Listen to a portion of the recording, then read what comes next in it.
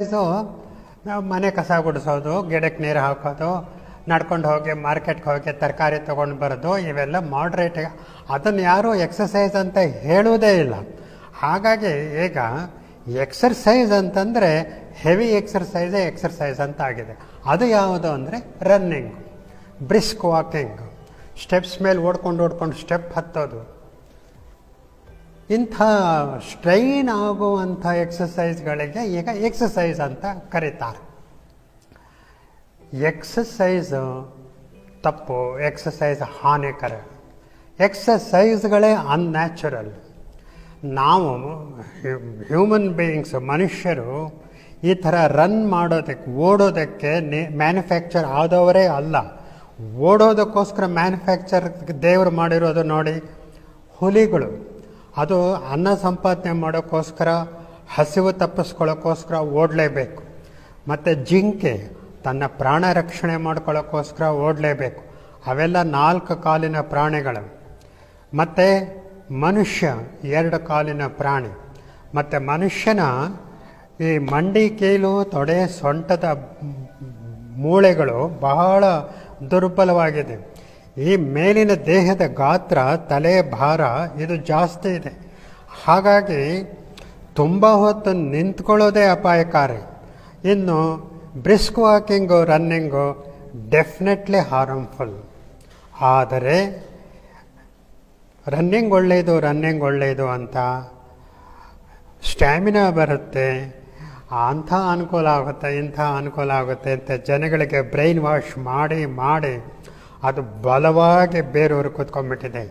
40 ವರ್ಷ ಆದ ನಂತರ ಏನೋ ಒಂದು ಸ್ವಲ್ಪ ಆರೋಗ್ಯದಲ್ಲಿ ಹೆಚ್ಚು ಕಡಿಮೆ ಕಾಣ್ತಾ ಇದೆ, ವೀಕ್ನೆಸ್ ಆಗ್ತಾಯಿದೆ, ಸುಸ್ತಾಗ್ತಾ ಇದೆ ಅಂತಂದರೆ ಈ ಬೆಳಗ್ಗೆದ್ದು ಪಾರ್ಕ್ಗಳಲ್ಲಿ ಹೋಗಿ ರೌಂಡ್ ಹೊಡೆಯೋದು, ರನ್ನಿಂಗ್ ಶುರು ಮಾಡ್ಕೊಂಡ್ಬಿಡ್ತಾರೆ. Running of all exercise most harmful. ನೋಡಿ, ತಮಾಷೆ ಅಂದರೆ ಒಂದು ಬಹಳ beautiful book, the complete book of running ಅಂತ. ಅದನ್ನು ಒಬ್ಬ ಪುಣ್ಯಾತ್ಮ ಜೇಮ್ಸ್ ಫಿಕ್ಸ್ ಅಂತ ಅನ್ನೋನು ಬರೆದಿದ್ದಾನೆ, ಅಮೇರಿಕಾದವನು. ಅವನು ಈಗ ಒಂದು 30 ವರ್ಷದ ಹಿಂದೆ ಜನಗಳು ಸೋಮಾರಿಯಾಗಿದ್ದಾರೆ, ಅದರಿಂದ 28 ಕಾಯಿಲೆ ಬರುತ್ತೆ, ಸ್ವಲ್ಪ ಆ್ಯಕ್ಟಿವ್ ಆಗಿರಬೇಕು, ಅದಕ್ಕೆ ರನ್ನಿಂಗ್ ಬೆಸ್ಟ್, ಜಾಗಿಂಗ್ ಬೆಸ್ಟ್ ಅಂತ ಹೇಳಿ ಒಂದು ದೊಡ್ಡ ಆಂದೋಲನ ಮಾಡಿ, ಒಂದು ರೆವಲ್ಯೂಷನ್ ಮಾಡಿ, ಲೇಖನಗಳನ್ನು ಮಾಡಿ, ಪುಸ್ತಕಗಳನ್ನು ಮಾಡಿ ಎಲ್ಲರನ್ನೂ ನಂಬಿಸ್ಬಿಟ್ಟ. ಅಲ್ಲಿಂದ ಆಚೆಗೆ ನೋಡಿ, ಜನರು ಬೆಳಿಗ್ಗೆ ಎದ್ದು ಶೂ ಹಾಕ್ಕೊಳ್ಳೋದು, ಓಡೋದು ಮಾಡ್ತಾಯಿದ್ರು. ಅದಕ್ಕೆ ಮುಂಚೆ ಯಾರಾದರೂ ರಸ್ತೆಯಲ್ಲಿ ಓಡಿದರೆ ಏನೋ ಕದ್ಕೊಂಡಿದ್ದಾನೆ, ಯಾರೋ ಅಟ್ಟಿಸ್ಕೊಂಬರ್ತಾ ಇದ್ದಾರೆ, ಓಡೋಗ್ತಾ ಇದ್ದಾನೆ ಅಂತ ಭಾವಿಸ್ತಾ ಇದ್ದರು. ಈಗ ಓಹೋ ಎಕ್ಸಸೈಸ್ಗೋಸ್ಕರ ಮಾಡ್ತಾನೆ, ಹೆಲ್ತ್ ಬೆನಿಫಿಟ್ಟು ಅಂತ ಜನ ಭಾವಿಸ್ತಾರೆ. ಈ ಪುಣ್ಯಾತ್ಮ ಇಷ್ಟೆಲ್ಲ ರೆವಲ್ಯೂಷನ್ ಮಾಡಿದವನು ಬಹಳ ಉಮೇದಿನಿಂದ ಬಹಳ ಸ್ವೆಟ್ ಮಾಡಿಕೊಂಡು ರನ್ ಮಾಡ್ತಾ ಇದ್ದ. ಒಂದು ದಿವಸ ರನ್ ಮಾಡ್ತಾನೆ ಹಾರ್ಟ್ ಅಟ್ಯಾಕ್ ಆಗಿ ಕೊಲ್ಯಾಪ್ಸ್ ಆಗಿ ಸತ್ತೋಗ್ಬಿಟ್ಟ. ಇದು ರನ್ನಿಂಗಿನ ಬೆನಿಫಿಟ್ಟು. ಫೈನಲಿ ಅದು ಹೊಡೆತ ಕೊಟ್ಬಿಡುತ್ತೆ. ಆಮೇಲೆ ಲಾಂಗ್ ರನ್ನಲ್ಲಿ ನೋಡಿ, ಆರ್ಥ್ರೈಟಿಸು, ಮಂಡಿ ಕೀಲು ಜಾಯಿಂಟ್ಸು ಸೌದೋಗಿ, ಮೂಳೆಗಳು ಸೌದೋಗ್ಬಿಡುತ್ತೆ, ಓಡಾಡೋಕ್ಕಾಗಲ್ಲ, ಮನೇಲಿ ಮಲಗಿರಬೇಕಾದಂಥ ಸ್ಥಿತಿ ಬರುತ್ತೆ. ಆಗ ಪ್ರತಿಯೊಬ್ಬರು ಒಬ್ಬ ಆರ್ಥೋಪೆಡಿಕ್ ಡಾಕ್ಟ್ರನ್ನ ನೋಡಬೇಕಾದ ಸನ್ನಿವೇಶ ಬರುತ್ತೆ. ನಾವು ಸಣ್ಣವರಾಗಿದ್ದಾಗ ಈ PG MD MS ಸೀಟ್ಗಳಿಗೆ ಮೆಡಿಸನ್ಗೆ, ಸರ್ಜರಿಗೆ ಬಹಳ ಡಿಮಾಂಡ್ ಇತ್ತು. ಈ MS ಆರ್ಥೋ ಅನ್ನೋದು ಅಂದರೆ ಆರ್ಥೋಪೆಡಿಕ್ಸಿನ PG ಸೀಟ್ಗೆ ಕೇಳೋರೇ ಇರಲಿಲ್ಲ. ಇದು ಯಾವಾಗ ಈ ರನ್ನಿಂಗು, ಈ ಬ್ರಿಸ್ಕ್ ವಾಕಿಂಗು ಈ ಅಲೆ ಶುರುವಾಗಿ ಹೋಯ್ತೋ, ಎಲ್ಲರೂ ಪ್ರತಿಯೊಬ್ಬರು ಮಂಡಿ ಕೀಲು ನೋವು, ಸೊಂಟ ನೋವು, ಮೂಳೆಯ ತೊಂದರೆಗಳಿಗೆ, ಜಾಯಿಂಟ್ನ ತೊಂದರೆಗಳಿಗೆ ಒಳಗಾಗ್ತಾ ಬಂದರು. ಆರ್ಥೋಪೆಡಿಕ್ಸ್ಗೆ ಬಹಳ ಡಿಮಾಂಡ್ ಆಗೋಯ್ತು.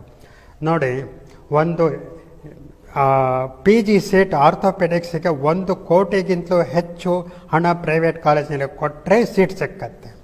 ಮತ್ತು ಬಹಳ ಉಪಯೋಗಕ್ಕೆ ಬರುವಂಥದ್ದು ಈಗ ಕಣ್ಣಿಂದಿದೆ, ಆಪ್ಥಾಲ್ಮಾಲಜಿ, ಮತ್ತು ಬೇರೆ ENT ಅವು ಇದೆ, ಈವನ್ ಗೈನಕಾಲಜಿ ಇದೆ. 5 ಲಕ್ಷ 10 ಲಕ್ಷ ಕೇಳೋರಿಲ್ಲದ ಪರಿಸ್ಥಿತಿ ಬಂದಿದೆ. ಸರ್ಜರಿ, ಜನರಲ್ ಸರ್ಜರಿನೂ ಈಗ ಡಿಮಾಂಡ್ ಇಲ್ಲದ ಪರಿಸ್ಥಿತಿಗೆ ಬಂದು ಕೂತ್ಕೊಂಡಿದೆ. ನನ್ನ ಸ್ನೇಹಿತರೊಬ್ಬರು ಆರ್ಥೋಪೆಡಿಕ್ ಡಾಕ್ಟ್ರ್ ಹೇಳ್ತಾಯಿದ್ರು, ನೀವು ನಮ್ಮನ್ನು ಕಂಡಮ್ ಮಾಡಬೇಡ್ರಿ ಮೆಡಿಸಿನ್ನವರೇ, ನೀವು ಪ್ರತಿಯೊಬ್ಬರು ನಮ್ಮ ಹತ್ರ ಒಂದಲ್ಲ ಒಂದು ದಿವಸ ಬರಲೇಬೇಕಾಗುತ್ತೆ ಅಂತ. ನಿಜವಾಗಿಯೂ ಅದು ಸತ್ಯ ಆಗ್ತಾ ಬಂದಿದೆ. ಕಾರಣ ಈ ಎಕ್ಸರ್ಸೈಸಿನ ಮೇಲೆ ನಮಗಿರುವ ಅಪಾರವಾದ ನಂಬಿಕೆ, ವಿಶ್ವಾಸ. ಮತ್ತು ರನ್ನಿಂಗ್ ಬಿಟ್ಟರೆ ನೆಕ್ಸ್ಟ್ ಬೇರೆ ಎಕ್ಸರ್ಸೈಸಸ್ ಇದೆಯಲ್ಲ, ಯಾವುದಾದ್ರೂ ಒಳ್ಳೆಯದು ಅಂದರೆ ಬೇರೆ ಏನಿದೆ, ವೆಯ್ಟ್ ಲಿಫ್ಟಿಂಗ್ ಇದೆ, ಸಾಮ್ ಮಾಡೋದು, ಬಸ್ಟಿ ಹೊಡೋದು, ಇಂಥವೇ. ಅದು ಬಾಡಿ ಬಿಲ್ಡಿಂಗು. ಇದಕ್ಕೆ ಬಾಡಿ ಬಿಲ್ಡಿಂಗು ಕೂಡ ವೆಯ್ಟ್ ಲಿಫ್ಟಿಂಗ್ ಕೂಡ ಈಕ್ವಲಿ ಅಪಾಯಕಾರಿ. ನೋಡಿ, ವಿನೋದ್ ರಾಜ್ ಅಂತ ಒಬ್ಬರು ಮಂಗಳೂರಿನಲ್ಲಿ ಬಾಡಿ ಬಿಲ್ಡರು, ಒಂದು 25 ವರ್ಷದ ಹುಡುಗ, ಬಹಳ ಫಸ್ಟ್ ಕ್ಲಾಸ್, ಬಹಳ ಆಕರ್ಷಿತ ಬಾಡಿ ಇಟ್ಕೊಂಡಿದ್ದರು. ಪ್ರತಿಯೊಂದು ಮಸಲ್ಸನ್ನು ಬಹಳ ಚೆನ್ನಾಗಿ ಡೆವಲಪ್ ಮಾಡಿದರು. ಅವರು ಒಂದು ಬಾಡಿ ಬಿಲ್ಡರ್ಸ್ನ ಒಂದು ಶೋನಲ್ಲಿ, ಒಂದು ಕಾಂಪಿಟಿಷನ್ನಲ್ಲಿ ಸ್ಟೇಜ್ ಮೇಲೆ ಪರ್ಫಾರ್ಮ್ ಮಾಡ್ತಾ ಇದ್ದಾಗಲೇ ಕೊಲ್ಯಾಪ್ಸ್ ಆಗಿಬಿದ್ದು ಹಾರ್ಟ್ ಅಟ್ಯಾಕ್ ಆಗಿ ಸತ್ತೋಗ್ಬಿಟ್ರು. ನೋಡೋಕೆ ಫಿಟ್ ಆಗಿರೋದು, ಮಸ್ಕ್ಯುಲರ್ ಆಗಿರೋದು, ಮತ್ತು ಸ್ಟ್ಯಾಮಿನಾ, ತೆಂಗಿನ ಮರ ಹತ್ತುತ್ತಾರೆ, ಓಡ್ತಾರೆ, ಇದು ಯಾವುದು ಆರೋಗ್ಯದ ಹೆಲ್ತಿನ ಇಂಡಿಕೇಟ್ರ್ ಅಲ್ವೇ ಅಲ್ಲ. ಫಿಟ್ಟಾಗಿಲ್ಲದೆ ಹೋದರೂ ಸಹ ಅವರ ಹೃದಯ ಚೆನ್ನಾಗಿ ಕೆಲಸ ಮಾಡ್ತಾ ಇದ್ದರೆ, ಆ ಹೃದಯದ ರಕ್ತನಾಳ ಬಹಳ ಕ್ಲೀನ್ ವಾಟರ್ ಪೈಪ್ ಆಗಿದ್ದರೆ ಅದು ನೋಡಿ ಹೆಲ್ತ್. ಈಗ ನೋಡಿ, ಸಿದ್ಧಗಂಗೆಯ ಶಿವಕುಮಾರ ಸ್ವಾಮಿಗಳು, ಮತ್ತು ಮೊನ್ನೆ ಒಬ್ಬರು ಸತ್ತು ಹೋದರು, ಜಿ ವೆಂಕಟಸುಬ್ಬಯ್ಯ ಅಂತ, ಜೀವಿ ಅಂತ, ಕನ್ನಡ ಮೇಷ್ಟ್ರು, ಕನ್ನಡ ಡಿಕ್ಷನರಿಯನ್ನು ಮಾಡಿದವರು. ಇವರುಗಳೆಲ್ಲ ಅಂಥ ಫಿಟ್ ಪರ್ಸನ್ಸ್ ಏನಲ್ಲ, ಆದರೆ 110 ವರ್ಷಕ್ಕಿಂತ ಹೆಚ್ಚು ಕಾಲ ಬದುಕಿದ್ರು.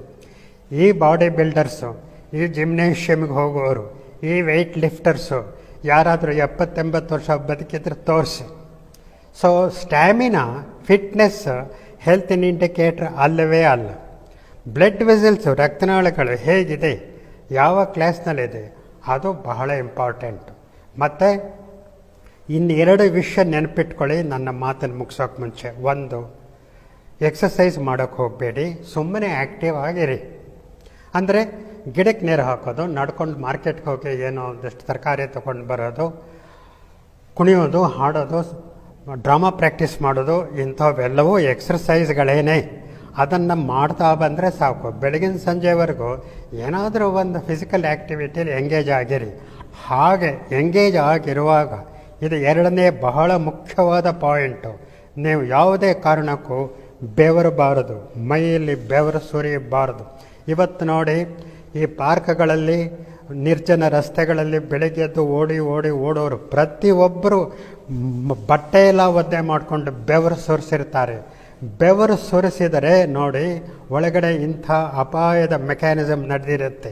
ಏನಂತ ಹೇಳಿದರೆ, ಇವನು ಒಂದಷ್ಟು ದೂರ ಹೆಚ್ಚು ಉಸಿರಾಟಕ್ಕೆ ತೊಂದರೆ ಇಲ್ಲದೆ ಓಡ್ತಾನೆ, ಆಮೇಲೆ ಉಸಿರಾಟ ತೊಂದರೆ ಶುರುವಾಗುತ್ತೆ.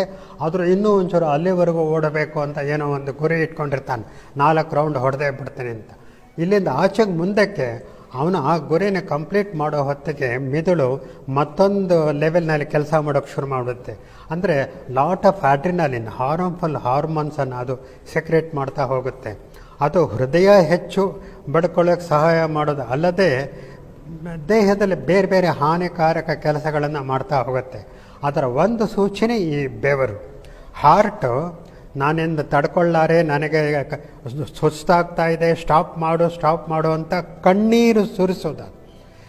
ಬೆವರು, ಹೃದಯ ನನ್ನ ಕೈಲಿ ಆಗ್ತಾ ಇಲ್ಲ, ತಡ್ಕೊಳ್ಳಾರೆ ಅಂತ ಅಳ್ತಾ ಇರುವ ಕಣ್ಣೀರು. ದಯವಿಟ್ಟು ಸ್ವೆಟ್ ಮಾಡಬೇಡಿ. ಒಂಚೂರು ಹಣೆ ಬೆವರು ಬರೋಕ್ಕೆ ಶುರುವಾದ ತಕ್ಷಣ ನಿಲ್ಲಿಸಿಬಿಡಿ. ಓಡಬೇಡಿ, ಬ್ರಿಸ್ಕ್ ವಾಕಿಂಗ್ ಮಾಡಬೇಡಿ, ತೆಪ್ಪಗೆ ಒಂದು ಕಡೆ ಹೋಗಿ ಕೂತ್ಕೊಳ್ಳಿ. ಬೆವರು ಕಿತ್ತಾಕಿ ಎಕ್ಸಸೈಸ್ ಮಾಡಿದವರೇನೇ ಹಾರ್ಟ್ ಆಸ್ಪತ್ರೆಗಳಿಗೆ ಹೋಗಿರೋರು. ಚೆಕ್ ಮಾಡಿ ನೋಡಿ. ಆದ್ದರಿಂದ ನನ್ನ ತಮ್ಮಂದರೆ, ನನ್ನ ಸ್ನೇಹಿತರೆ, ಎಕ್ಸರ್ಸೈಸನ್ನು ಸರಿಯಾಗಿ ಅರ್ಥ ಮಾಡ್ಕೊಳ್ಳಿ. ಬೆವರಬೇಡಿ, ಸಣ್ಣ ಪುಟ್ಟ ಆ್ಯಕ್ಟಿವಿಟೀಸ್ ಮಾಡ್ತಾ ದಿನ ಹಾಕಿ. ಆದರೆ ಈ ಎಕ್ಸಸೈಸಿನ ಬದಲು ಹೊಟ್ಟೆ ಒಳಗೆ ಎಲ್ಲರ ಬಗ್ಗೆ ಪ್ರೀತಿ, ಸ್ನೇಹ, ಕರುಣೆ, ಒಳ್ಳೆತನ ಬೆಳೆಸ್ಕೊಳ್ಳಿ. ಶಿವಕುಮಾರ ಸ್ವಾಮಿಗಳ ಥರ ಗುಣಧರ್ಮಗಳನ್ನು ಬೆಳೆಸ್ಕೊಳ್ಳಿ. ಆ ಜಿ ವೆಂಕಟಸುಬ್ಬಯ್ಯ ಇದ್ದರು, ಅವರಿಗೆ ಪಾಪ ಯಾವುದೋ ಪ್ರಮೋಷನ್ಗಳು ಸಿಕ್ಕೋದು, ಮತ್ತು ಯಾವುದೋ ಪ್ರಶಸ್ತಿ ಸಿಕ್ಕೋದು, ಮತ್ತೊಂದು ಏನೂ ಅವರಿಗೆ ಯಾವುದಕ್ಕೂ ಅವರು ಚಿಂತೆ ಮಾಡೋದೇ ಬರಲ್ಲ, ಬಹಳ ಸ್ನೇಹಜೀವಿ. ಆ ಗುಣ ನೋಡಿ ಇಬ್ಬರನ್ನು 100 ವರ್ಷ ಆರಾಮಾಗಿ ಒಂದು ಕಾಯಿಲೆ ಕಸಾಲಿದೆ ನೆಮ್ಮದಿಯಿಂದ ಇರೋದಕ್ಕೆ ದಾರಿ ಮಾಡಿಕೊಟ್ಟಿದೆ. ಉದಾಹರಣೆಗಳು ಕಣ್ಣ ಮುಂದೆಯೇ ಇದೆ. ಮನಸ್ಸು ಹೇಗಿದೆಯೋ, ಅದು ಎಷ್ಟು ನಿರಾಳವಾಗಿದೆಯೋ ದೇಹ ಅಷ್ಟು ಆರೋಗ್ಯವಾಗಿರುತ್ತೆ. ಅದಕ್ಕೆ ಅದನ್ನು ಕುಡಿಸೋ, ಇದನ್ನು ತಿನ್ನಿಸೋ, ಎಕ್ಸಸೈಸ್ ಮಾಡಿಸೋ ಅಂತ ಅನ್ನೋದ್ರ ಅಗತ್ಯ ಏನಿದೆ? ಅದು ಇಲ್ಲದೇ ಹೋದರೂ ನಡೆಯುತ್ತೆ.